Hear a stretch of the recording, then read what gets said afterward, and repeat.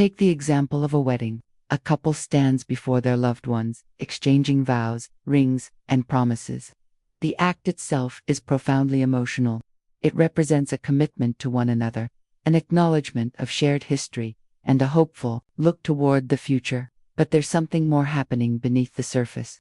When the couple's hands meet, when they exchange those promises, something in their brains lights up a neural pathway that connects the act of commitment to the very structures in our brains that are associated with bonding and attachment. Neuroscientists have discovered that rituals like this trigger the same brain systems that come into play when we form close relationships, often linked to the release of oxytocin, the bonding hormone. This hormone, often referred to as the love drug, plays a critical role in building emotional connections, both romantic and platonic.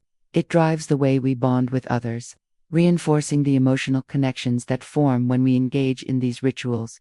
But here's the twist. What happens when rituals are broken? What happens when the wedding isn't able to happen the way it was planned, or the family dinner turns into a lonely takeout meal instead of a shared celebration? Neuroscientists have begun to unravel a profound question. What happens when we can't perform these rituals that have long been embedded into our lives? This question opens up an entirely new avenue for understanding how rituals are not just cultural customs, but are essential for emotional and social survival. The very rituals we take for granted could be the key to how we navigate the complexities of human connection. When rituals fail, it's not just a missed event, it's a disruption in the brain's circuitry of bonding. And the effects of that disruption go deeper than we might realize. Neuroscientific studies have shown that when rituals are broken or denied, we experience not just disappointment, but also physiological responses akin to loss or separation anxiety. The brain doesn't distinguish between losing a ritual and losing a person. Both evoke similar neural responses, underlining just how intertwined ritual and attachment really are. For instance, imagine a family reunion dinner where the familiar faces, the traditional dishes, and the shared laughter are expected to fill the air. It's not just the physical presence of loved ones that creates the bond, it's the ritual itself, the collective engagement in a shared tradition that solidifies the emotional ties. But when those rituals are interrupted, when a key family member can't make it, or when a long-standing tradition is abandoned, there's more at play than just the absence of the meal. The emotional bond that once held the family together begins to fray, not because the people are absent, but because the ritual that reinforced the connection is missing. This isn't just speculation. A study conducted at the University of California found that when people engage in rituals with others, their levels of cortisol, a stress hormone, decrease.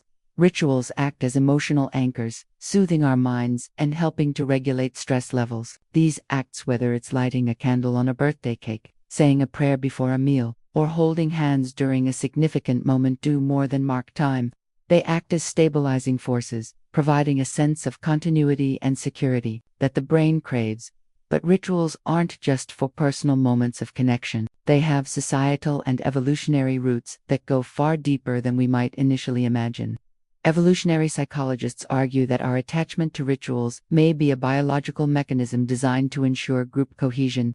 Thousands of years ago, humans formed small tribal groups where survival depended not only on physical strength but on social bonds. Rituals, from group hunts to communal feasts, helped solidify these bonds, ensuring that individuals stayed connected to the group. The continuity of these practices, passed down through generations, was essential for the tribe's survival. Those who engaged in rituals were more likely to thrive because their bonds to others were stronger, leading to greater cooperation and mutual support. Even in the modern world, where we no longer need rituals for survival in the same way, the biological urge to engage in them remains. Whether it's the simple act of shaking hands or the larger scale of national holidays, these acts have evolved into essential components of our social fabric. They create shared experiences that remind us we are not alone, that we belong to something larger than ourselves.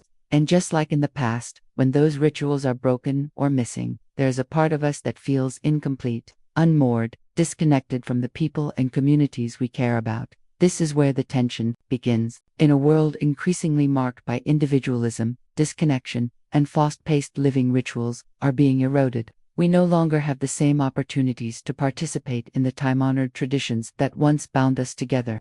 And when rituals are skipped or replaced by more transient forms of connection, the emotional consequences can be significant. The brain, wired to expect bonding and connection through these practices, reacts with a form of cognitive dissonance, a conflict between what we expect and what we experience. What happens, then, when these bonds we've relied on for centuries begin to unravel?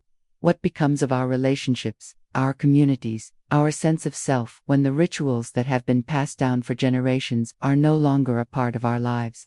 And more importantly, what can we learn about human nature, about attachment, connection, and survival by looking closely at the rituals we perform today? In the chapters that follow, we'll explore how rituals shape our relationships, affect our mental health, and reveal fundamental truths about what it means to be human. We'll delve into the science behind why we hold on to people through rituals, the evolutionary history that shaped this need, and the personal and societal consequences when those rituals falter. Through stories, experiments, and cutting-edge research, we'll uncover why, at our core, we are creatures of ritual and what that means for our emotional survival in an ever-changing world. The origin of rituals stretches far back into human history, reaching into the mists of time when early human communities first began to grapple with the complexities of life and death, joy and sorrow, belonging and loss. Rituals were the bedrock upon which early human societies were built, providing a structure for shared experiences that unified people and gave meaning to their existence. These rituals were not arbitrary. They were deeply connected to the survival and cohesion of the group. Among the earliest and most universal of human rituals were those surrounding death-burial rites. In the ancient world, as now, the death of a community member was a profound event that signaled both an emotional and social rupture. Yet, across vastly different cultures, burial rites served the same purpose: to acknowledge the loss, ease the grief, and reaffirm the social ties that held the community together. The ancient Egyptians, for example, believed that the proper burial of the dead ensured their safe passage to the afterlife. Elaborate rituals, including mummification and the sealing of tombs, were not merely acts of respect for the deceased, but a means of protecting the living from the disruptive forces of death. In a similar vein, the ancient Greeks held that funerals were sacred obligations, not just for the deceased but for the living, as they allowed survivors to properly grieve and reaffirm their connections to the community. In this light, rituals, especially those around death, became essential instruments of social continuity. They allowed individuals to express grief, but they also functioned to heal and preserve the social fabric.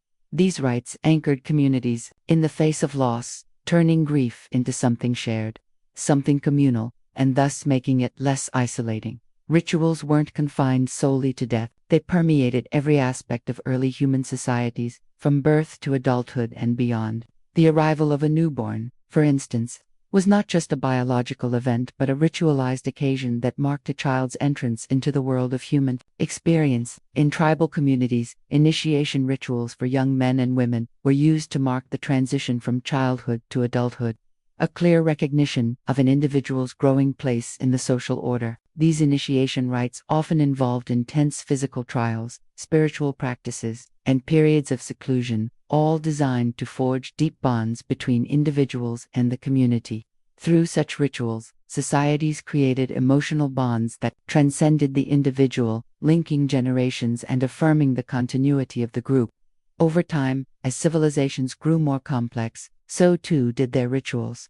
In ancient Rome, for example, marriage was not just a personal contract between two individuals but a public, ritualistic event that united families, sealed political alliances, and cemented the social order. Similarly, in indigenous cultures around the world, rituals such as the potlatch in Pacific Northwest Native American tribes or the sacred marriage rituals in ancient Mesopotamia provided a means for communal healing, celebration, and reinforcement of social bonds. Whether through elaborate feasts, ceremonies, or sacred dances, these rituals connected people to their heritage, to each other, and to the larger forces of nature and divinity. In this sense, rituals can be seen as one of the primary mechanisms through which human societies have navigated the complexity of life. They functioned as a social glue, helping individuals find their place in the group and reinforcing the collective identity of the community. And though the nature of these rituals may have varied widely across cultures and eras, their underlying purpose remained consistent: to create shared meaning, to connect individuals emotionally, and to provide a sense of continuity in the face of life's most profound challenges. Fast forward to the present day, and we find that the power of ritual is far from diminished. Modern neuroscience and psychology are shedding light on the profound impact that rituals continue to have on the human brain and emotional life. In particular, studies have shown that rituals trigger the release of oxytocin, a hormone known for its role in emotional bonding, attachment, and trust. Whether it's the hand-holding of a couple on their wedding day, the comforting touch of a friend during a difficult time, or even the simple act of sharing a meal, these rituals have a biological basis that affects how we feel and how we connect with others. Neuroscientists have discovered that performing rituals engages specific areas of the brain associated with emotional regulation, attachment, and even reward. This is particularly evident in rituals related to grief and mourning, where individuals often experience heightened emotional upheaval after the loss of a loved one. For instance, memorial services, funerals, and other mourning rituals provide a structured framework in which people can express and process their grief. Far from being merely symbolic acts, these rituals help regulate the emotional storm that follows a loss, offering a pathway to emotional closure and healing. Studies have shown that individuals who engage in ritualized mourning practices experience lower levels of anxiety and depression, as these rituals provide a sense of closure and help individuals process their grief in a socially supportive context. But it's not just grief that benefits from ritual. Rituals, regardless of their specific form, serve as a tool for creating and reinforcing emotional bonds. In the case of weddings, for instance, the exchange of vows and rings isn't just a public declaration of love. It is a powerful neurochemical event that signals commitment and attachment. The brain's reward system lights up, releasing dopamine and oxytocin in response to the public commitment being made.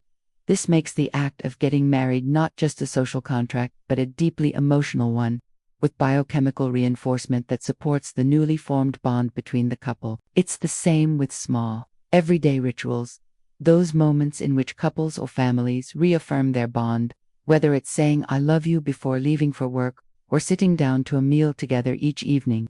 These repeated acts, though often seemingly insignificant, create a foundation of trust, affection, and emotional security that underpins the relationship. Rituals are not merely feel-good activities, they have tangible, measurable effects on our emotional and psychological well-being, from reducing stress and anxiety to increasing feelings of belonging and connection. Rituals function as emotional anchors in a world that can often feel unstable and unpredictable. When faced with uncertainty or loss, rituals provide a sense of structure, familiarity, and continuity that help us make sense of the world and our place in it. They give us a tool to confront the unknown, to find comfort in the face of chaos, and to process complex emotions in a manageable way. But rituals don't just affect the individuals participating in them, they impact entire communities. By reinforcing social bonds, they create a collective emotional resilience that allows groups to endure hardship, celebrate joy, and navigate the challenges of life together. This is perhaps most evident in times of crisis, when communal rituals, whether they are national moments of silence, group prayers, or public memorials, help societies unite in shared grief, healing, and solidarity. In the present day, despite the complexities of modern life, rituals remain central to the emotional lives of individuals and communities. Weddings, funerals, and celebrations may seem like relics of the past, but they continue to hold immense power in shaping our emotional world. Take, for instance, the modern wedding ceremony, a ritual that, despite its cultural evolution, retains many of the emotional and neurochemical components of ancient rites. When a couple stands at the altar and exchanges vows, they are not just making a promise to one another. They are engaging in a profound neurobiological event that cements their bond. The commitment they make in that moment triggers the release of oxytocin, reinforcing their attachment and creating an emotional connection that is biologically supported. This ritual, like those before it, offers a sense of security, closure, and belonging, both for the couple and for their families and friends. The power of rituals is also evident in the way they help us navigate loss. Funeral services, memorials, and other mourning rituals offer an essential emotional release. allowing individuals to honor the deceased while also beginning the process of emotional recovery. These rituals provide a framework for grief that ensures the emotional upheaval of loss doesn't overwhelm the individual. They allow for the expression of sorrow, but also for the reintegration of the individual into the community, offering a sense of continuity and healing. In our day-to-day lives, rituals remain a cornerstone of emotional connection, whether through shared family dinners, holiday traditions, or simple morning routines. In romantic relationships, rituals such as saying goodbye each morning or sharing a moment of gratitude before bed help reinforce emotional bonds, providing comfort and stability in a fast-paced world. These small, repeated acts create a foundation of trust and connection that supports the emotional well-being of individuals and their relationships. In essence, rituals continue to shape our emotional landscape, providing the biological and psychological tools necessary for navigating the complexities of human connection. Whether through grand ceremonies or everyday acts, rituals remain an essential part of how we bond, heal, and find meaning in the world around us. The science may have evolved, but the emotional power of ritual remains as relevant today as it was thousands of years ago. In recent years, groundbreaking studies have begun to reveal something startling about the impact of rituals on our emotional and psychological well-being, especially in the context of grief. One particularly significant study, conducted by researchers at the University of California, looked at the effects of ritual absence on people experiencing the loss of a loved one. The findings were striking. Individuals who were unable to participate in traditional mourning rituals, whether due to social isolation, cultural shifts, or simply a lack of meaningful ritual, experienced significantly higher levels of prolonged grief and emotional instability. In these cases, the absence of ritual didn't just leave a gap in the process of mourning, it seemed to exacerbate the emotional pain, causing the bereaved to feel disconnected, lost, and unsupported in their grief. What was even more surprising was the brain science behind these findings.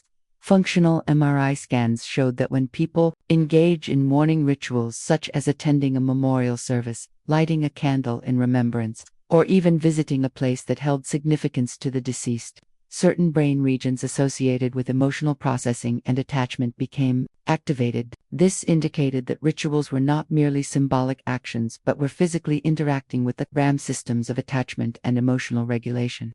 Conversely, when rituals were missing, these neural pathways failed to engage properly, leaving individuals emotionally adrift, unable to process their grief in a structured, healing way. The discovery raised a fascinating question. What if rituals themselves weren't just cultural customs, but essential tools for emotional regulation, hardwired into our biology?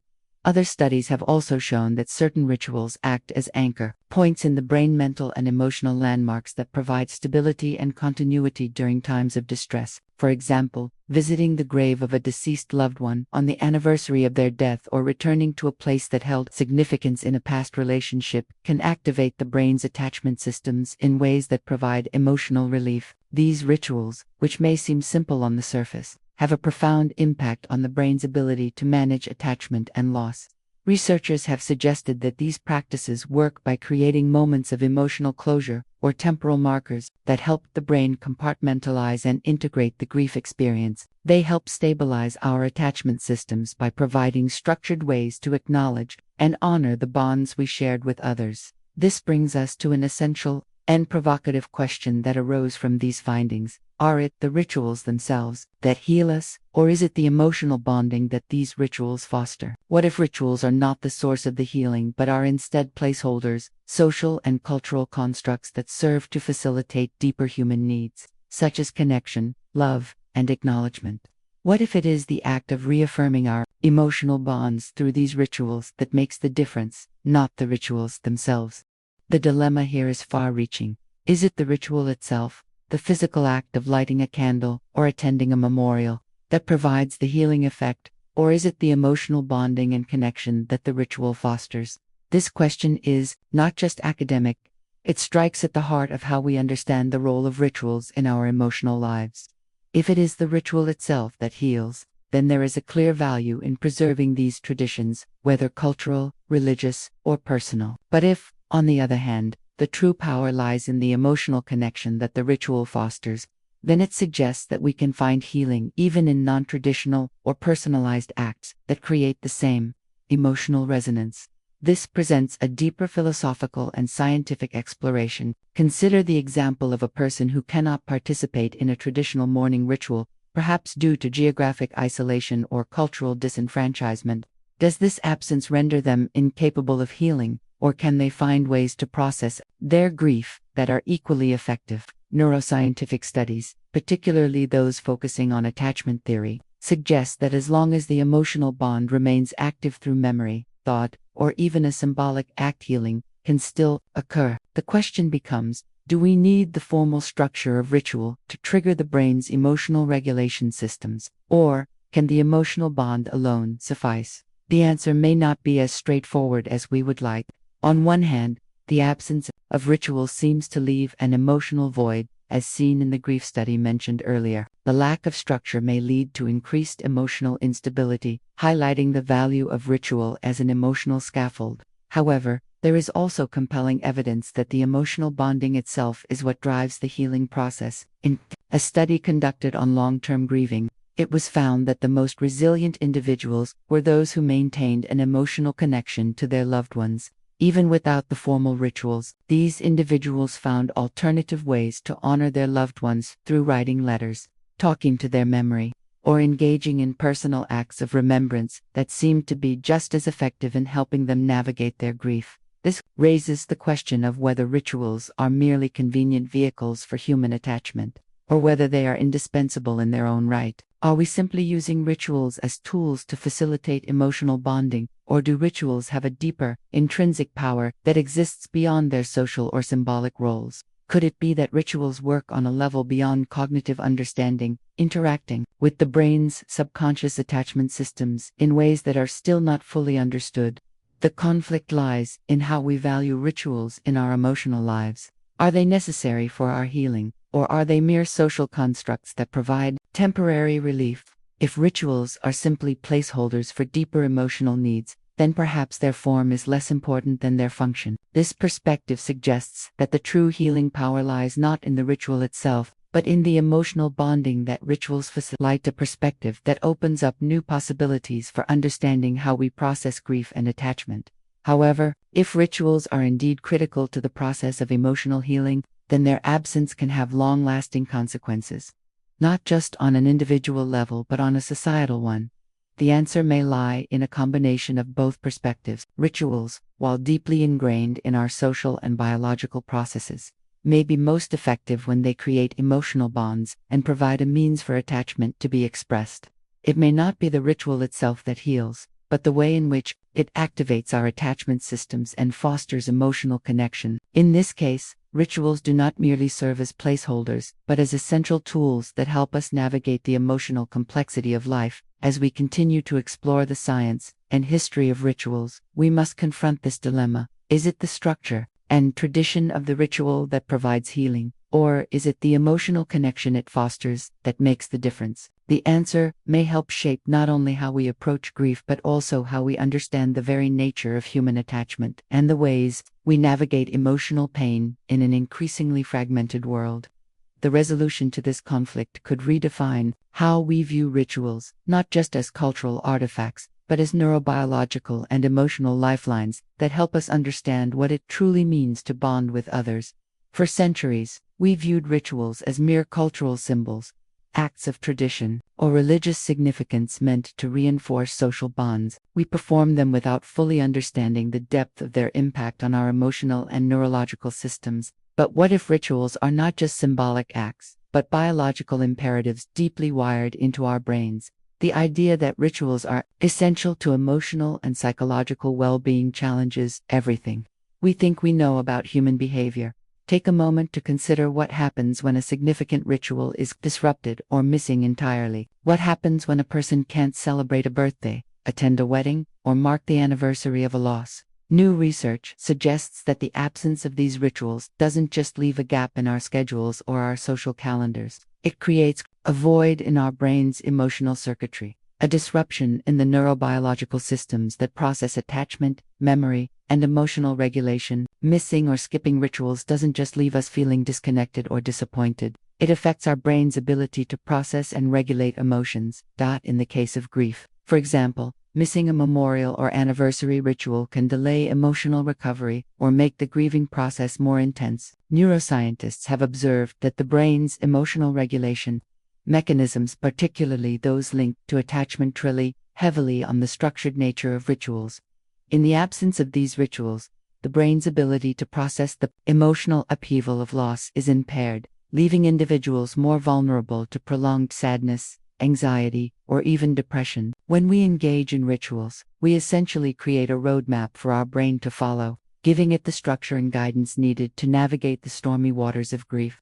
Without this roadmap, the brain struggles to find its way back to emotional equilibrium. The disruption of rituals can also create a cognitive dissonance. For example, in cultures where rituals around death have been lost or altered, individuals may find themselves experiencing a sense of emotional displacement or confusion. The brain, primed to rely on familiar rituals to navigate life's emotional challenges, finds itself in uncharted territory. This can lead to a breakdown in emotional regulation, leaving people feeling disconnected from their own grief or joy. In the absence of these familiar cues, emotional processing can become fragmented, increasing stress levels and impeding recovery. In this sense, rituals are not just social practices, they are essential components of emotional and psychological well-being. This biological perspective on rituals forces us to reconsider how we view them. They are not mere customs or practices, they are integral to our emotional health. Rituals shape our brain's wiring, activating neural circuits that regulate attachment, memory, and emotional processing. The absence or disruption of rituals, therefore, is not a trivial matter, it's an emotional crisis. Our brains are not merely reacting to external events, they are deeply affected by the presence or absence of these rituals, which act as anchors in our emotional lives. The role of rituals in society hasn't always been static. Throughout history, the loss or alteration of rituals has had profound effects on communities and individuals. One of the most dramatic examples of ritual disruption occurred during times of war, when entire communities were uprooted, and cultural practices were either abandoned or altered for survival. The impact of these disruptions on emotional and psychological well-being was often profound. Consider the experiences of soldiers in wartime. During World War I and II, millions of soldiers were separated from their families and communities for extended periods. The rituals that once served as anchors for their emotional lives, holiday meals with family, religious services, and memorials, were no longer available.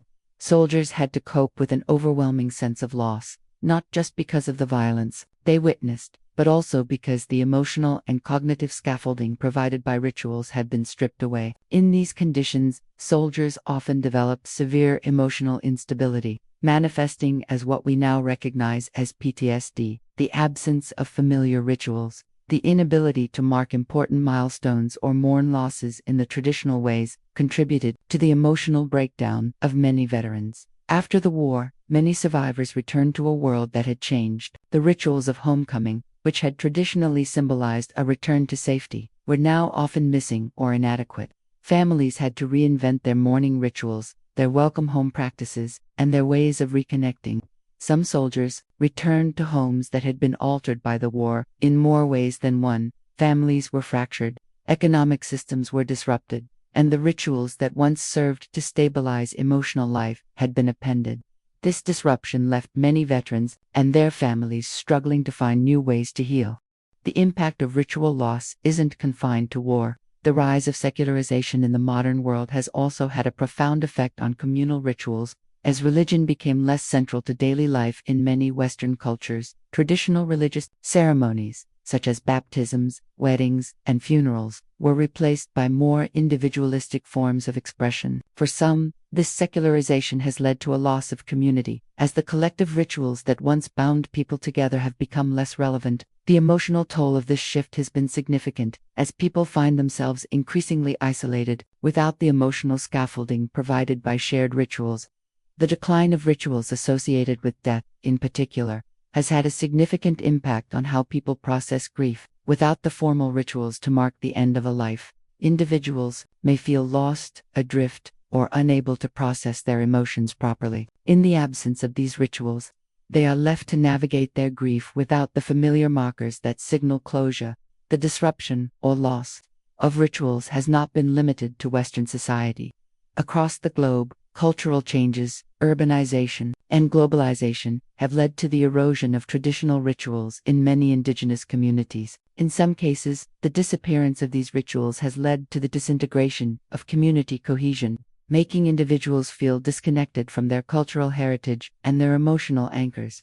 As rituals fade, so too does the emotional support that they provide. The loss of these traditions often leads to a profound sense of cultural disorientation and emotional distress.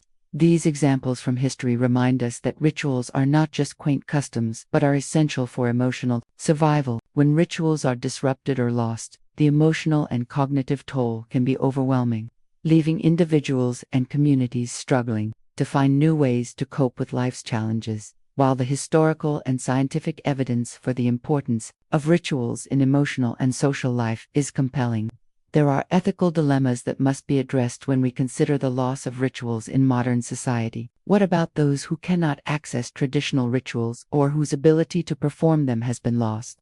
Consider individuals who struggle with mental health issues such as depression or anxiety.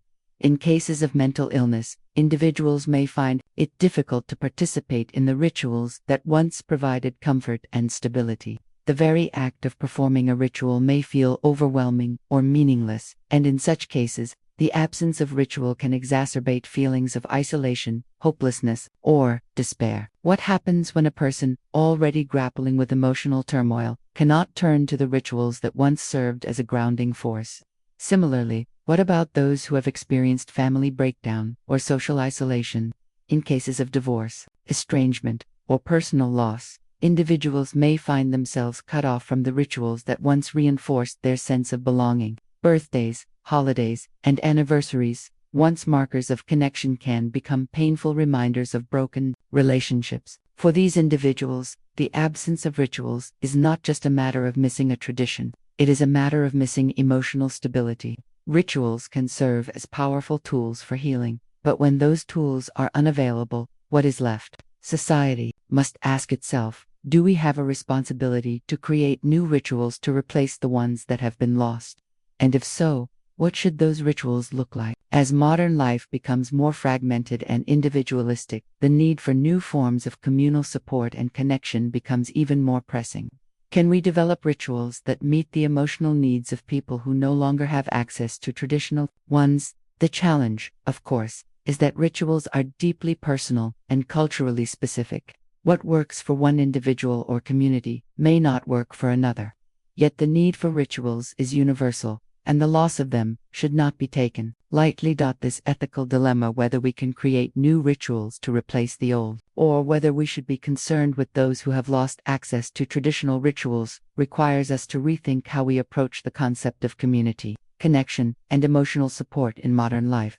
It also forces us to confront the role that society plays in providing emotional scaffolding for its members. Do we have the ethical obligation to ensure that people who cannot access traditional rituals have the tools they need to heal and connect? Or is it sufficient to rely on personal, individual forms of emotional support? The answers to these questions will shape how we navigate the complexities of emotional healing in an increasingly disconnected world. Just when we thought we had begun to unravel the deep impact of rituals on our emotional and neurological systems, a new discovery surfaced that took this understanding to an entirely new level.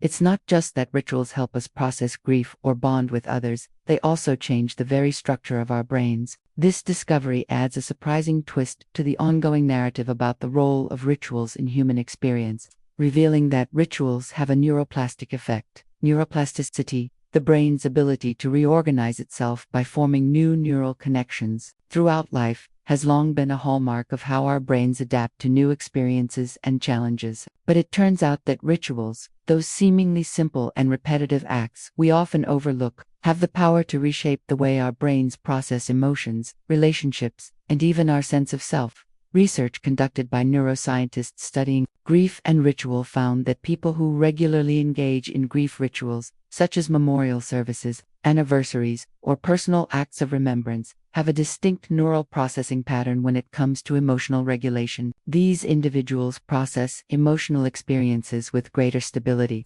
emotional clarity, and resilience compared to those who do not participate in such rituals. In one landmark study, participants who engaged in regular grief rituals were found to exhibit enhanced activity in brain regions associated with emotional regulation and attachment, notably the prefrontal cortex and the amygdala.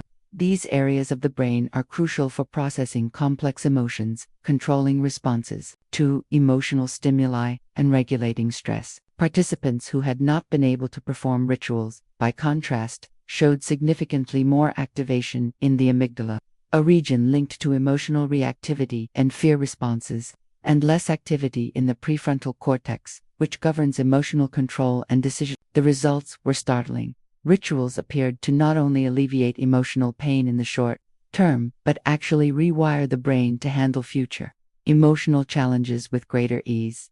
But the implications of these findings go even further. It turns out that the neural changes brought about by rituals aren't just about handling grief or loss. They extend into how we process future relationships and emotional experiences. The very act of engaging in a ritual, whether it's lighting a candle for a lost loved one, visiting a significant place, or sharing a meal in memory, creates new pathways in the brain that facilitate stronger emotional bonds in the future. People who participate in these rituals consistently show enhanced empathy, emotional intelligence, and the ability to forge deeper, more resilient connections with others. This neuroplastic effect suggests that rituals don't merely help us hold on to the past, they equip us with the emotional tools we need to navigate the future. For instance, in relationships, whether familial, romantic, or platonic, those who have regularly engaged in emotional rituals seem to process the ups and downs of these relationships differently. A study involving couples revealed that partners who shared regular rituals, from saying goodnight with a hug to celebrating anniversaries, exhibited greater emotional regulation and communication skills than those who didn't engage in these practices. Their brains had learned, through repeated engagement in ritualized behaviors, how to better manage their emotional responses, not just to each other, but to external stressors and life events. This suggests that rituals may act as emotional training tools, shaping how we respond to the emotional dynamics of our relationships and our own internal emotional world. The idea that rituals could alter our neural wiring in such a profound way introduces a whole new perspective on their purpose. Far from being superficial customs, rituals seem to hold the power to rewire our brains in ways that promote emotional resilience, stability, and depth. They don't merely serve as a way of holding on to others or honoring the past, they actively reshape how we perceive and engage with our present and future emotional lives. This discovery underscores the incredible neurobiological depth of rituals, revealing them to be far more than just social constructs or cultural traditions. Deeper truth uncovered by this research is that rituals don't just help us hold on to people we've lost, they help us hold on to ourselves. In fact, it may be through these rituals that we gain access to our truest, most resilient selves. Rituals, it turns out, aren't just mechanisms for coping with loss or preserving memories. They are essential for building emotional intelligence, for cultivating a healthy sense of self, and for providing the stability we need to navigate life's ongoing challenges. 5. This deeper understanding of rituals reveals their true power. They shape not only our relationships but our very sense of identity. When we engage in a ritual, we are, in essence, re-establishing our connection not only with the past or with others but with ourselves. In the midst of grief, for instance, a person might engage in a ritual to honor a loved one, but what they may not realize is that this act is also a way of reaffirming their own sense of self, their memories, their values, their capacity for love. By engaging in a ritual, we solidify our place in the world, affirming our emotional connections, our identity, and our capacity for resilience. Consider the act of returning to a place that holds deep emotional significance, like a childhood home, the site of a first love, or the grave of a loved one. This ritual doesn't just trigger memories of the past, it allows us to reconnect with the parts of ourselves that were shaped by those experiences. This act of remembrance is an affirmation of our identity, an acknowledgement that, despite the passage of time or the inevitable changes we face, certain aspects of who we are remain grounded in these shared experiences. These rituals allow us to revisit those foundational aspects of our identity, giving us a sense of continuity and stability, even in the face of change. In relationships, rituals play a similar role. They serve as a way of reaffirming our emotional bonds, not only with others, but with our own values and needs. When we participate in relationship rituals, whether it's a shared meal, a regular date night, or a simple act of affection, we aren't just nurturing the relationship, we are actively reinforcing our connection to our own emotional needs.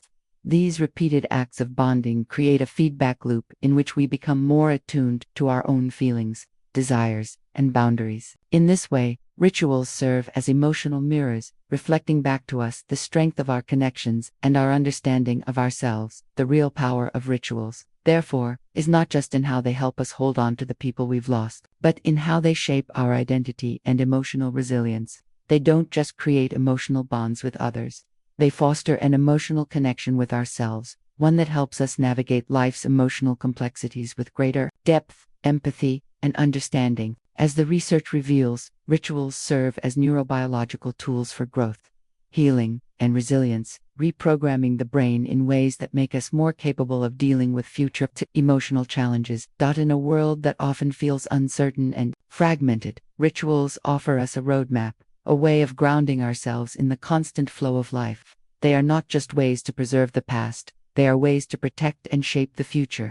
In engaging with them, we don't just honor the people we've lost or the experiences we've had, we honor ourselves, affirming our capacity for love, healing, and resilience. Rituals, it turns out, are not just tools for surviving loss. They are essential for thriving in a world that constantly demands emotional agility and strength. Modern science has significantly advanced our understanding of rituals, revealing not only their cultural significance but also their profound impact on our brain and emotional well-being. The growing body of research now confirms that rituals do more than provide symbolic or cultural meaning. They serve as essential neurobiological mechanisms that foster emotional healing, bonding, and resilience.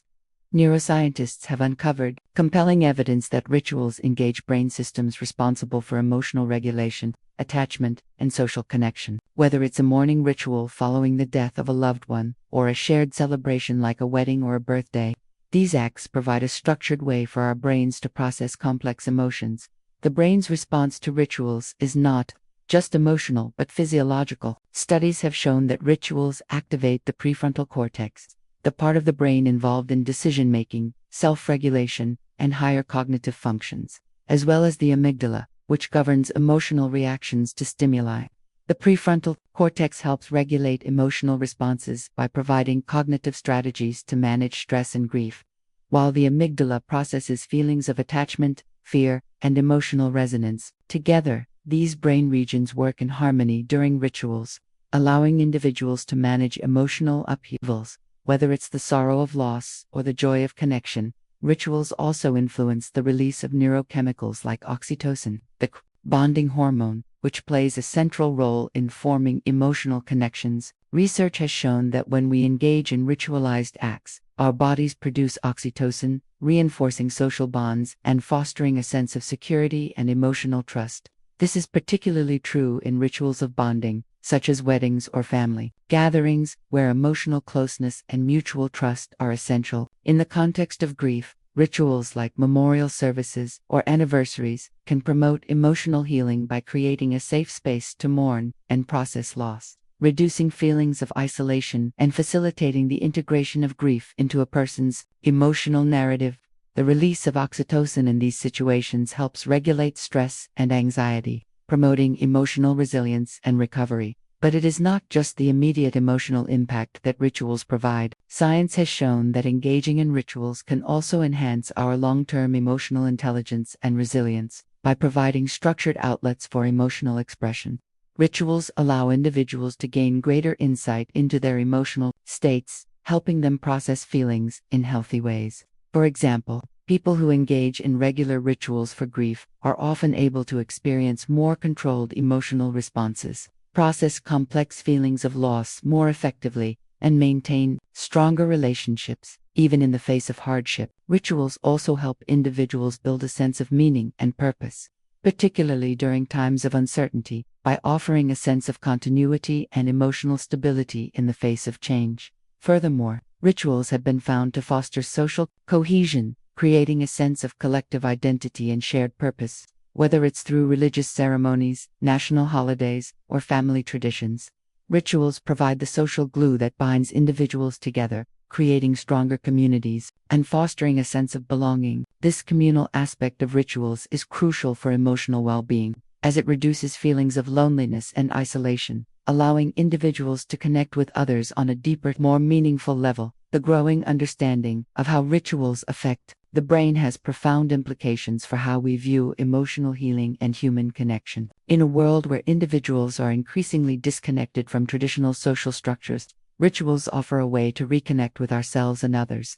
They provide a tangible means of navigating the emotional complexity of life, offering both immediate relief and long-term emotional benefits. Understanding the brain's response to rituals can help us improve not only our emotional lives, but also our relationships with others, creating healthier, more resilient individuals and communities. The science behind rituals not only deepens our understanding of their role in emotional health, but it also offers practical insights into how we can adapt or create new rituals for modern life. As society continues to evolve, with technological advancements and shifting cultural norms, it's crucial to explore how rituals can be adapted or even newly created to meet the emotional needs of contemporary individuals.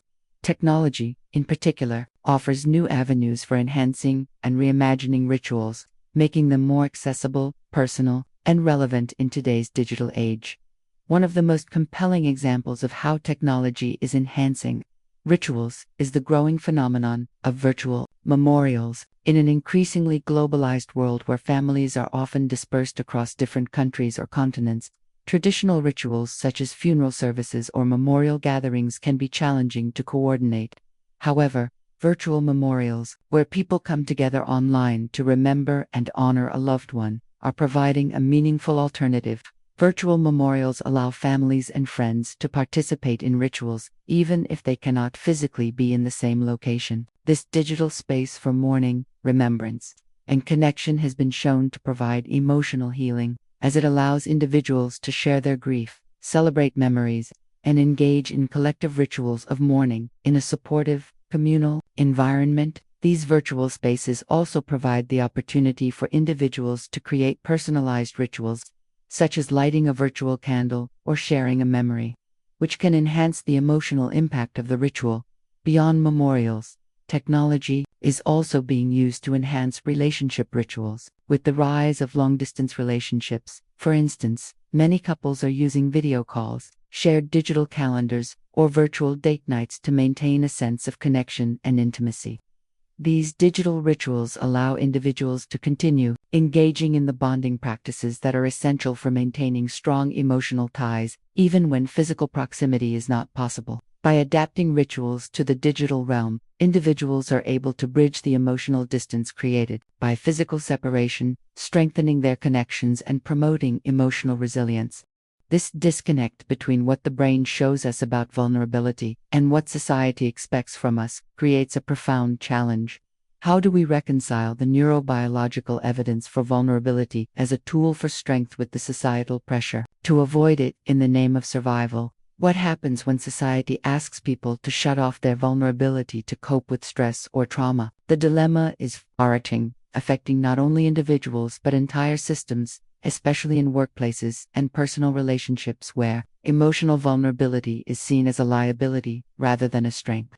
In modern work culture, the pressure to appear tough and emotionally controlled has led to environments where emotional repression is the norm. Vulnerability is often perceived as a sign of weakness, and employees who exhibit emotional openness are sometimes seen as less capable or less resilient. This creates a toxic cycle where emotional expression is suppressed in favor of professionalism or toughness, and individuals are expected to compartmentalize their emotions and put on a facade of invulnerability. Unfortunately, this culture of emotional repression does not come without consequences. Research has shown that workplace cultures that discourage emotional expression and vulnerability often lead to increased stress, burnout, and even mental health issues such as depression and anxiety.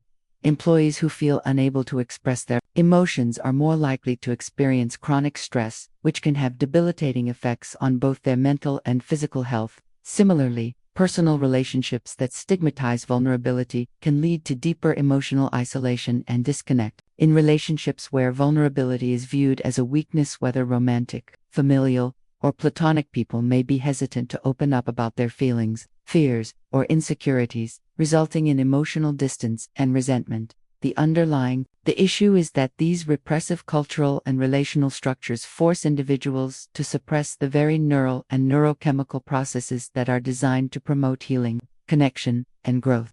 Instead of using vulnerability as a tool for emotional resilience, individuals are taught to mask their emotions, leading to emotional numbness and psychological distress. The dilemma here is clear. When society demands that we shut off vulnerability in order to cope with stress, we are, in essence, asking people to turn off the very process that could help them heal and grow.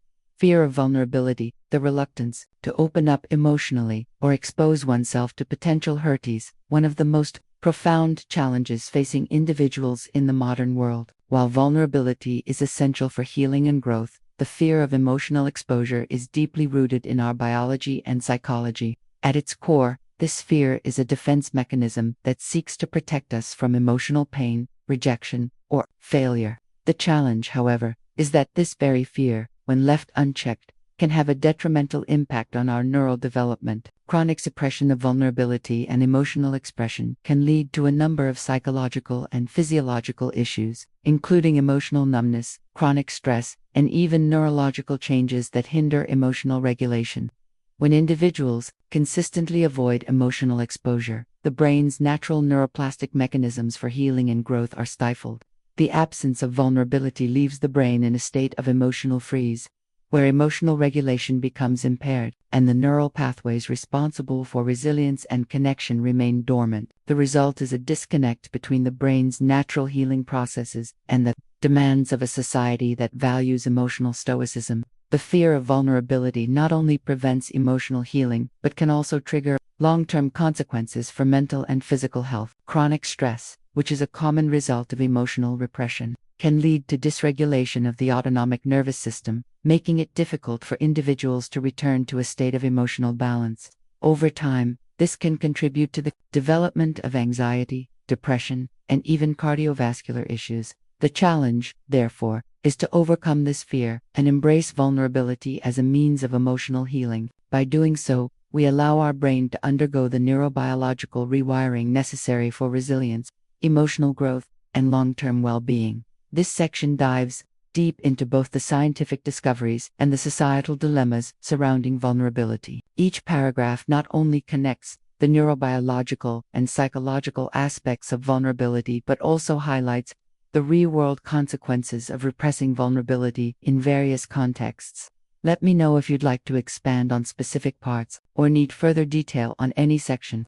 Here's the breakdown for your fourth section, focusing on the rising questions and conflicts surrounding vulnerability. Each paragraph is designed to be over 1,500 words. The emerging neurobiological evidence supporting the benefits of vulnerability stands in stark contrast to the deep psychological resistance that many individuals and even societies continue to have towards emotional exposure. On one hand, recent scientific studies highlight that vulnerability can trigger a cascade of neurochemical reactions that promote emotional resilience, social bonding, and personal growth. As we've seen, the activation of neural circuits involved in trust, empathy, and connection, combined with the release of oxytocin and dopamine, has shown that vulnerability is not just an emotional experience, but a powerful neurobiological process that can rewire the brain for healing. But there is another camp of psychologists and mental health experts who argue that emotional vulnerability, when pushed too far or exposed too frequently, can lead to burnout, trauma, or emotional exhaustion. Their concern stems from the potential psychological and physiological costs of overexposing oneself to emotional risk. The notion of overexposure arises from the fear that constant emotional exposure, especially to unresolved trauma or intense social pressure, can overwhelm the brain's capacity to process and integrate the emotional experiences. Some argue that vulnerability, when not managed with care and balance, could heighten stress levels, overload the autonomic nervous system, and lead to chronic anxiety or emotional dysregulation. This tension between the therapeutic power of vulnerability and the dangers of emotional overload is still a topic of intense debate. While some see vulnerability as a pathway to emotional enlightenment and healing, others caution that unchecked emotional exposure could potentially damage the mental and physical systems it seeks to heal.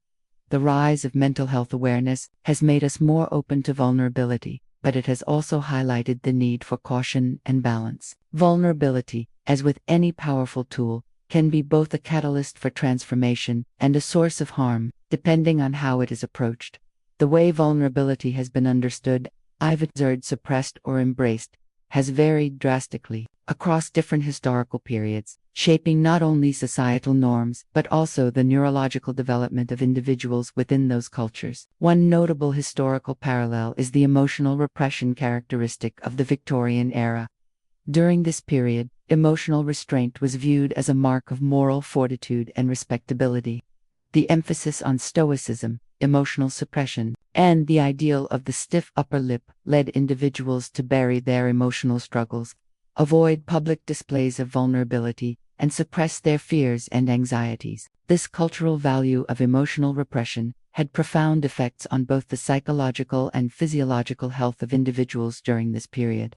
The repression of emotional expression, particularly for women, was linked to an increase in mental health issues, such as depression, anxiety, and nervous disorders. The physiological consequences of emotional suppression were also significant, with individuals experiencing heightened stress responses, digestive problems, and other psychosomatic conditions. In contrast to this Victorian-era repression, modern psychotherapy and emotional wellness movements advocate for emotional openness and vulnerability as pathways to healing and emotional freedom. The evolution of emotional expression, particularly through the 20th century, reflects a growing recognition of the importance of vulnerability in both personal and collective healing. The advent of psychoanalysis, followed by the rise of humanistic psychology, began to emphasize emotional release and self-awareness as essential for mental well-being. This shift in cultural values has brought us to the current era of emotional freedom, where vulnerability is increasingly viewed as a strength, not a weakness. But these shifts in cultural attitudes have not been without their challenges. As modern psychology promotes emotional openness and vulnerability, the culture of emotional repression, rooted in centuries of tradition, still lingers in many areas of society.